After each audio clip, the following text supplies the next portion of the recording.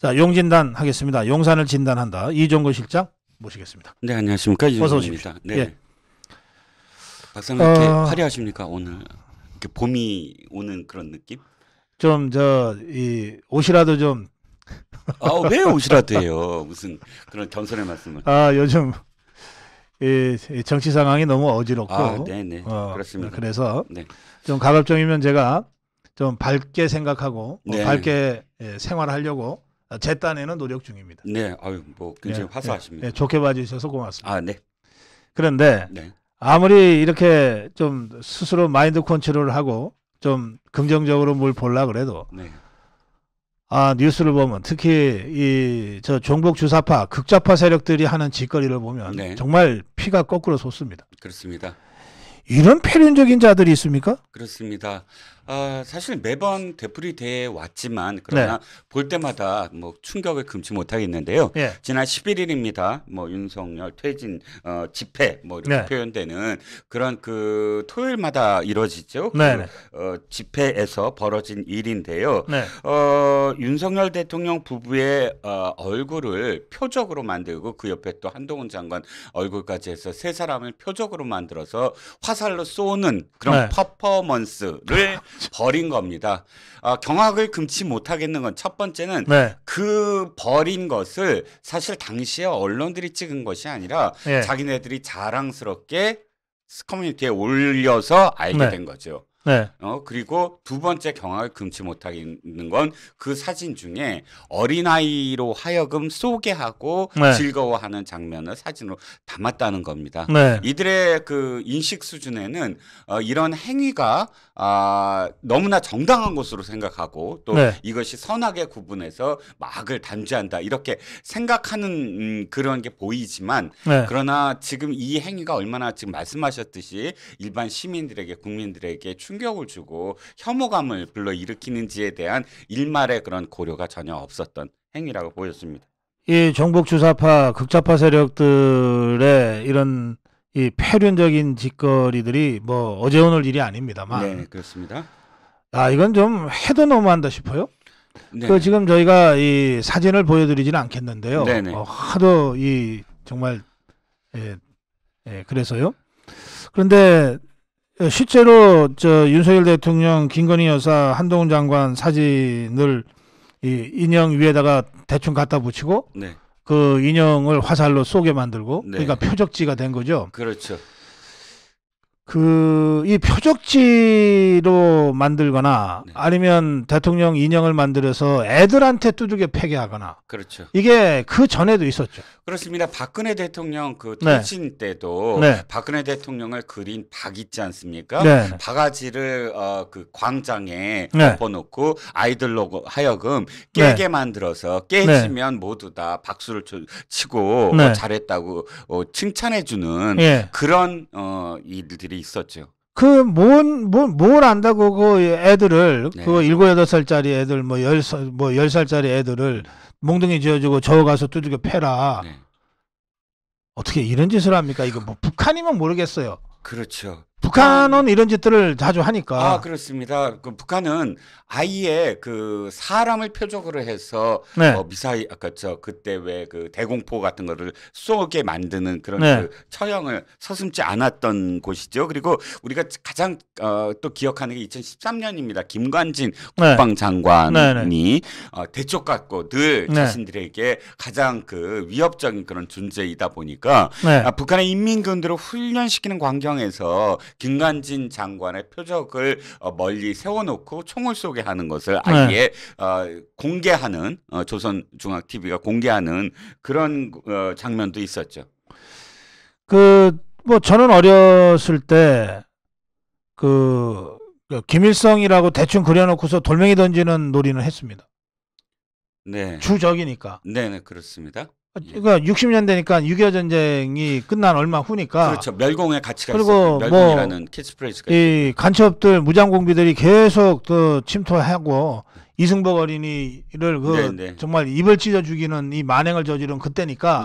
그때 제가 국민학교 다닐 때 김일성이는 우리의 적이죠. 그러니까 김일성이 우리의 적인 김일성이 얼굴 그려놓고 돌멩이 던지고 침 뱉고 하는 걸 이제 했어요. 네. 그러면 이자들 말이에요. 네.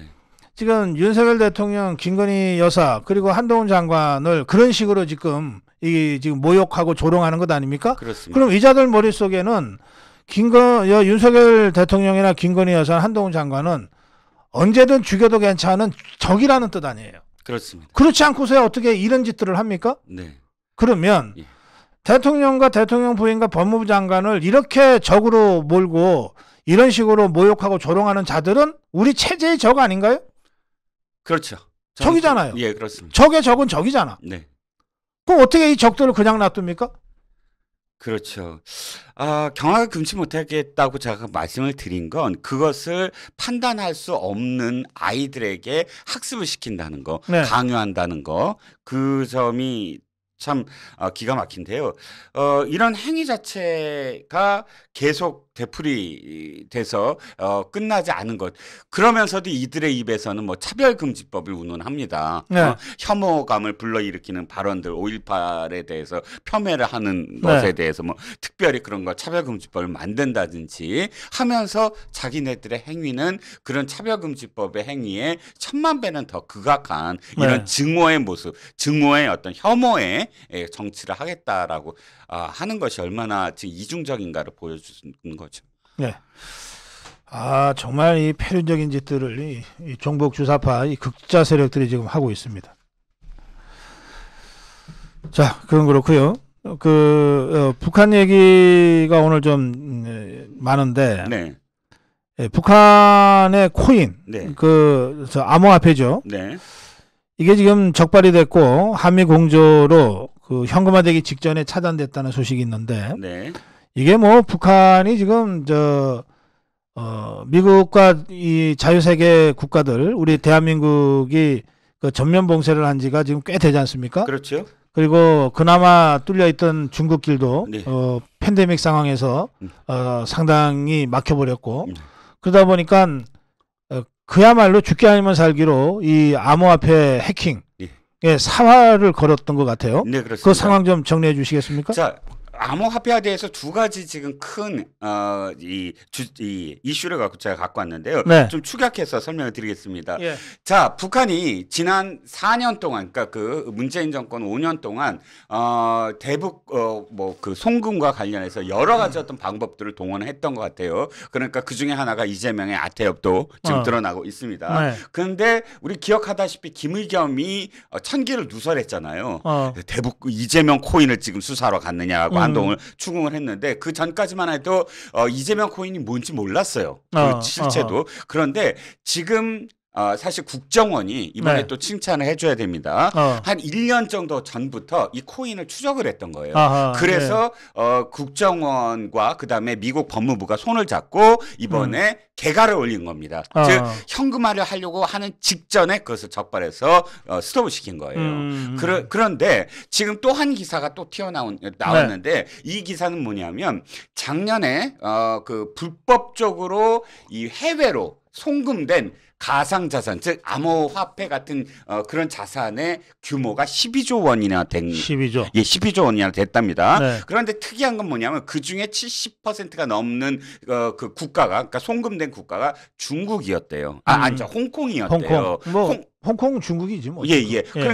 그러니까 당연히 그 중에서 상당히 많은 금액이 중국으로 넘어갔다는 겁니다. 네. 그러면 이 흐름을 보면 중국으로 넘어간 것이 북한으로 갔을 가능성이 굉장히 높지 않느냐. 그래요. 예. 그러니까 지금 당국은 약 한 2조 정도의 북한 그 암호화폐를 추적을 하고 있는데 네. 그보다 규모가 더 늘어날 가능성이 크다는 겁니다. 네. 그런데 이것들이 그냥 뭐 북한에 해킹하는 거가 아니라 이 이재명이 쪽이 말이죠. 네. 이걸 가지고 지그들 돈벌이까지 하려고 그랬던 것 같죠? 그렇습니다. 뭐 이재명과 관련해서 여러 가지 어떤 혐의가 나오는데 이재명 코인과 관련해서 좀 말씀을 드려보겠습니다. 네. 자, 코인이 두 가지예요. 아까 말씀드렸듯이 우리가 개가도 올렸지만 또 한 가지는 이재명 코인을 지금 추적하고 있는데 새로운 사실이 하나 튀어나온 겁니다. 뭐냐면 이재명 코인은 아태협 안부수가 아예 코인을 하나 발행을 합니다. 이 코인이 뭐 이름이 APP427이에요. APP는 아시안 퍼시픽 피스, 그러니까 아시안 태평양 뭐 협력기구, 자기네 아태협의 앞글자와 4월 27일 날 남북 정상회담이 이루어졌잖아요. 그래서 427이라는 이름으로 발행을 합니다. 그리고 또 427억 개를 발행해요. 일부러 발행한다고 했습니다. 돌고들이 있네 정말. 자, 그런데요, 뭐 태국에 상장했다라고 발표는 아니지만 이미 뭐 그렇게 얘기가 됐는데 태국 상장 흔적은 없었어요. 그리고 실제로 이렇게 그 36차례 정도의 그 자금 송금이 일어났지. 그 이후에 정확하게 이 코인과 관련해서 얼만큼의 금액이 발행됐고 얼만큼의 이 자금이 돌아갔는지가 기록이 되어 있지 않습니다. 그래서 이게 뭔가 그랬는데 알고 보니까 또한 코인을 발행을 해갖고 우회 상장을 시켰다는 거예요. 또한 코인은 뭐냐면 아태협의 쌍방울과 함께 그 후원을 한 L이라는 회사가 있습니다. 아주 조그마한 회사예요. 뭐 여러 가지로 이 회사도 지금 굉장히 수상한 데가 많은데요. 이 회사가 자기네가 만든 코인이 있습니다. 어느 날 갑자기 2020년 4월 달에 이 양쪽의 코인을 서로 교환하는 협약식을 해요. 협정을 맺어요. 교환하는 협정을 맺는 건 언제든지 이 A라는 코인이 B라는 코인에서 A라는 코인을 가져다가 이 B라는 그 유통에 마음껏 쓸 수 있게 해부하게 돼 있어요. 그러면 이 L이라는 회사에서 발행한 LCMS는 두 군데 상장을 합니다. 실질적으로 싱가포르. 에 상장을 해요. 그러니까 상장을 했다는 건 그렇다면 이 LCMS라는 코인하고 당연히 지금 연동이 돼 있으니까 아까 말씀드린 APP427이 뭐 은밀하게 우회 상장을 한 게 아니냐. 그래서 유통한 게 아니냐라는 그런 지금 의혹을 사고 있고요. 더 골 때리는 거는 지금 진짜 이해가 안 가는 게 이 협정의 이름입니다. 이름이 뭐냐면 지금 코인을 서로 이렇게 교환하는 협정을 맺잖아요. 그게 이 협약식이면 세계 평화를 위한 협약식이에요. 아니 지네들끼리 코인 이 거래를 하겠다고 했는데 뒤에다 붙여놓은 건 세계 평화를 위한 협약식이라고 써져 있습니다. 그러니까 뭔가 얘네들은 자기네가 하는 행위가 굉장히 무슨 정치적인 행위다라는 걸 은연중에 표현한 게 아닌가라는 거고요.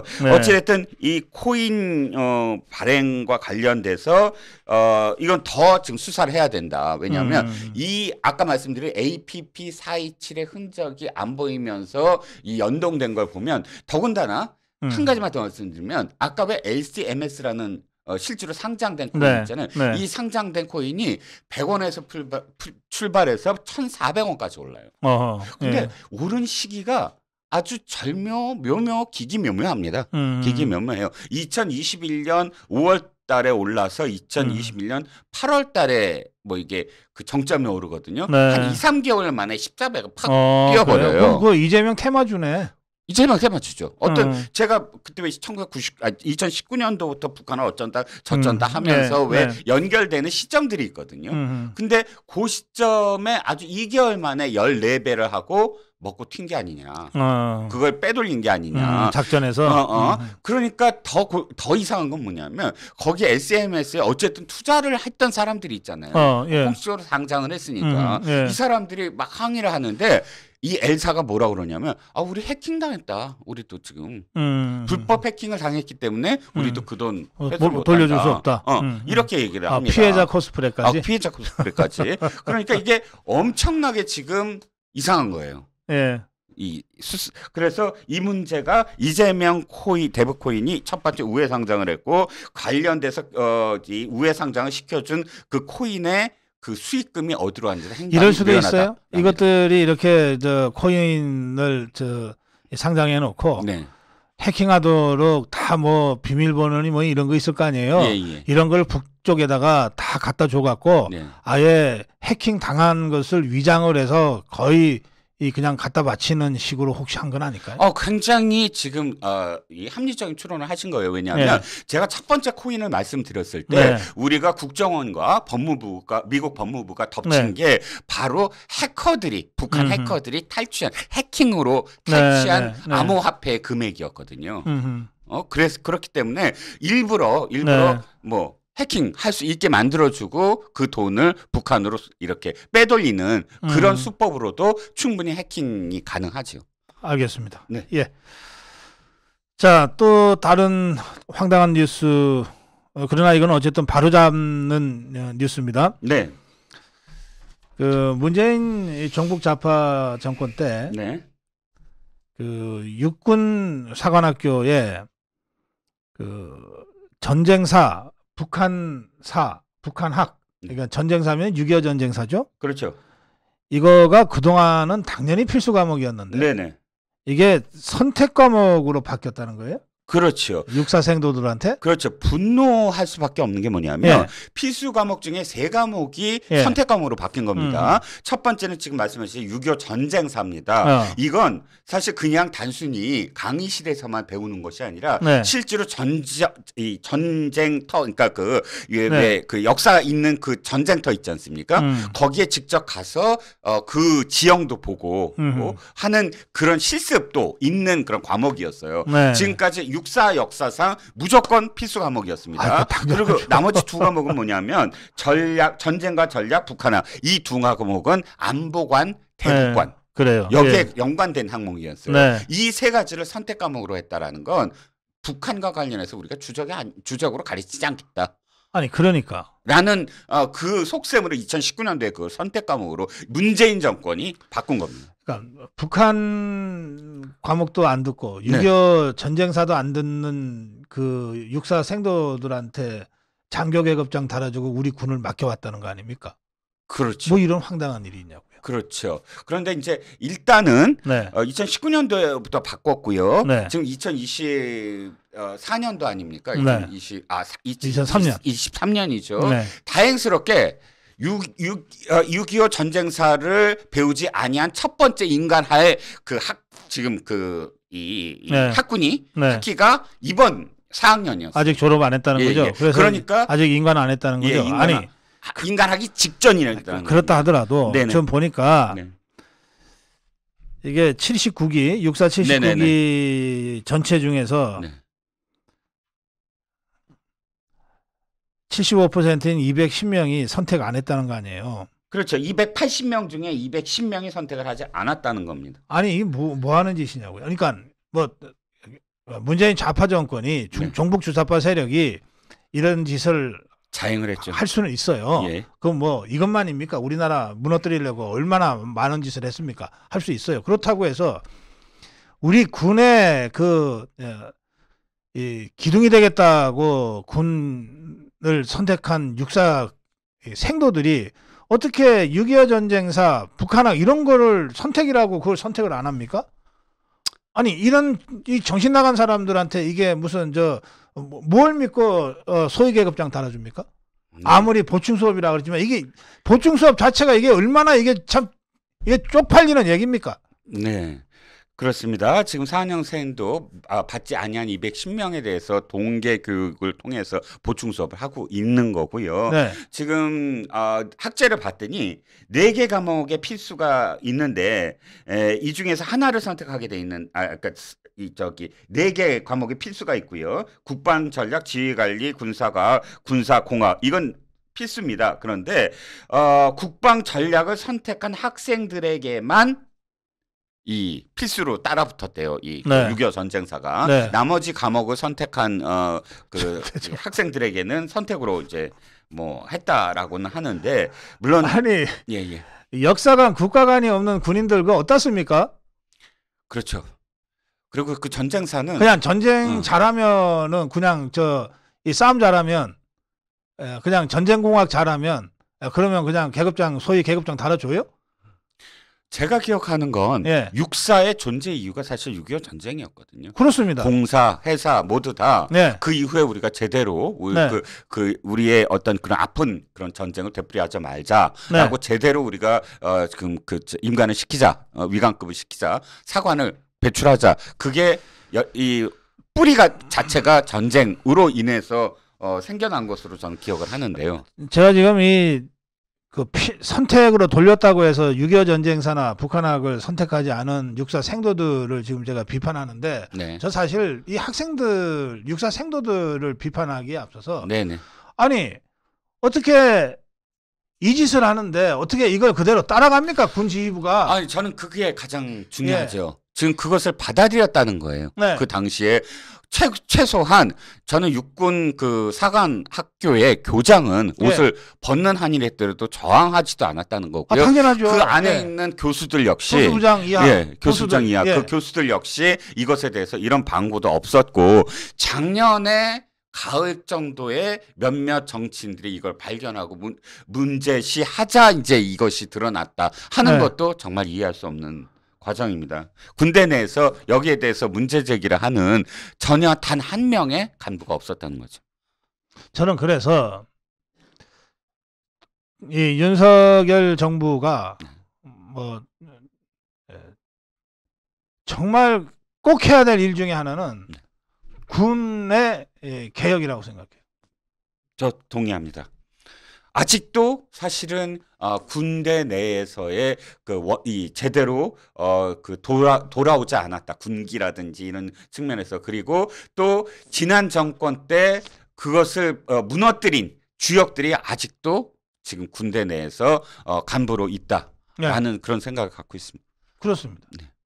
예, 그래서 뭐 이 군이라는 게 언제부터 월급쟁이로 전락했는지 모르겠는데 적어도 영관급 일선 지휘관, 그 대대장 뭐 이 연대장 이런 사람들 아닙니까? 네. 예? 그리고 장군들 만이라도 저는 문재인 좌파 정권, 종북 주사파 정권 때 뭘 했는지 이게 뭐 제가 사상 검증하자는 게 아닙니다. 그렇습니다. 군이라고 하는 조직의 특성상 대한민국이 무너지고 군이 무너지는 상황에서 그게 적극 동조했거나 소극적으로 방해한 자들은 더 이상 그 자리에 있게 하면 안 된다고요. 그렇죠. 그걸 해야 될 사람은 저는 이종석 국방장관인데 이종석 국방장관이 정말 안타깝게도 그런 서슬퍼런 그런 그 군기를 다시 세우는 일에 얼만큼 지금 이 노력을 하고 있는지 잘 알 수가 없습니다. 예, 하여튼 문제 제기 해놓겠습니다. 자, 마지막 주제인데 오늘 용산을 진단하는 시간입니다. 네네. 예, 그 윤석열 대통령이 영업사원 1호 명함을 새겼습니까? 네, 그렇죠. 보니까 일단 종이 명함하고 다 새기겠다 하면서 일단 인터넷상으로 이 명함을 좀 공개를 했는데요. 그만큼 의지를 표명을 하는 것이죠. 지금 우리나라의 어떤 경제 상황이 최악입니다. 왜냐하면 4개월 내내 수출이 지금 계속 적자고요. 지난 1월달 무역 수지가 사상 최대로 지금 악화되고 있다라는 기록도 나와 있습니다. 그래서 수출만이 우리를 지금 먹여 살린다라고 대통령이 직접 나서서 대한민국 1호 영업사원이라고 찍힌 명함을 파서 그것을 실제로 사용을 하겠다라는 의지를 표명을 했어요.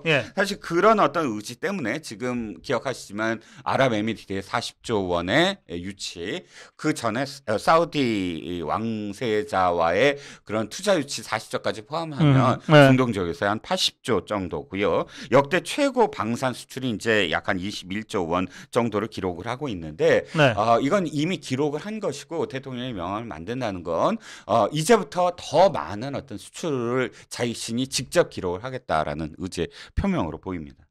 네, 알겠습니다. 예, 오늘 용진단은 여기까지 하겠는데요. 혹시 준비해 오신 말씀 중에 저 마무리 꼭 하실 말씀 있으시면 한 말씀 해주시죠.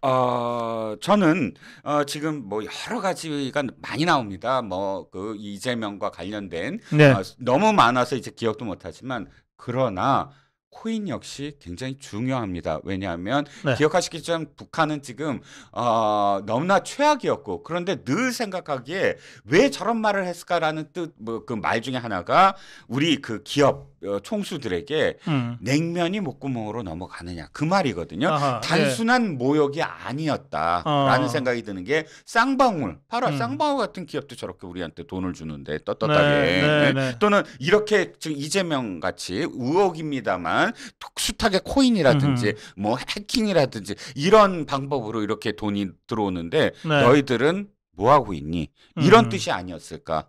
저는 이 코인도 상당히 주목해야 될 지금 범죄가 아닐까라는 생각입니다. 예, 알겠습니다. 예, 꺼진 불도 다시 보자. 예, 꺼진 코인도 다시 보자. 코인 아직 안 꺼졌습니다. 지금 시작도 안 했습니다. 예, 예. 지금 시작입니다. 예, 이정근 실장과 함께 진행했습니다. 영진단이었습니다. 고생하셨습니다. 감사합니다. 네.